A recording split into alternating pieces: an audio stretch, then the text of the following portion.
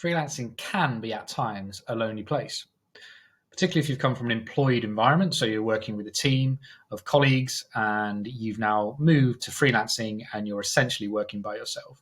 That can be a difficult transition to make. And one of the lesser spoken areas really of freelancing is that it can become a lonely environment to work in. So how can you try to mitigate that and get around it? So we're going to cover a few areas. So the first one is actually your clients. So these are people that you're probably going to be speaking to fairly regularly. Now, you don't have to be best friends with your clients. I've always said that. I think is you can work with someone on a professional basis where you both have a value exchange. It makes good sense and that's great business. But I do like to work with a number of clients that I have a good working relationship. I now have a number of clients where I would happily go for a drink with them. We'd have a good time. We wouldn't even have to talk specifically about business. As I say, you don't need to have that as a prerequisite, but it can be nice, particularly around this area of being lonely as a freelancer, is if you build up client relationships where you have that established, that you actually can have a bit of a friendship. And you just, maybe when you go on client calls, actually part of the call is a bit of a rapport building and a bit of discussion around things outside of the project that you're working on. And that can be a nice way. So I do feel that clients can play a part, but probably not the primary part. The next thing is about collaborating with people. So this can be sometimes because you get quite a lot of freelance work coming in, and maybe you have a very specific area of expertise, but there's a aligned and related service that the client would need to marry up with what you're delivering. So what you can do then, start to reach out to people who work in that space, who would be complementary services to you, and explain the situation you're in. Often they'll be very keen to speak with you because obviously if you're going to potentially bring them work, that they'll be happy to do so. But what it gives somebody else to work with, collaborate with, talk to about projects, share about the life of freelancing and some of the challenges that you're facing, and see if you can have some discussions. And you can build up a really good relationship with those type of people because there's a good collaboration.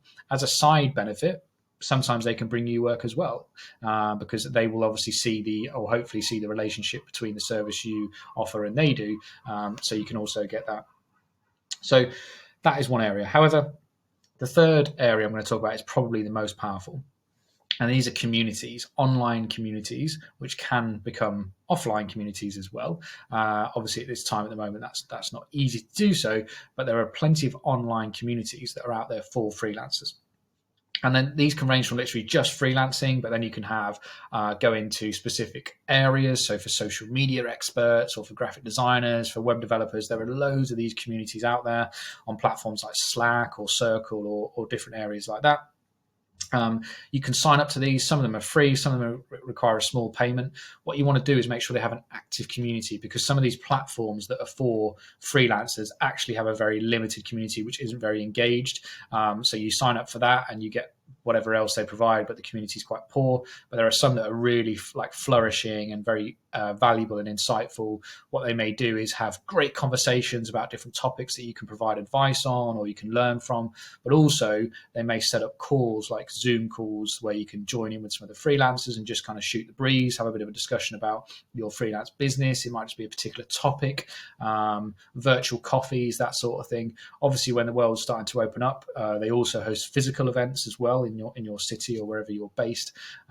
So that can be a fantastic way, really. And the beauty of this as well is that you have a lot in common from scratch, because you're all going through this same way of freelancing and trying to earn a living. So you can share your experiences, people will resonate and empathize with your situation. So there's some of my favorite ways, is to engage in these communities.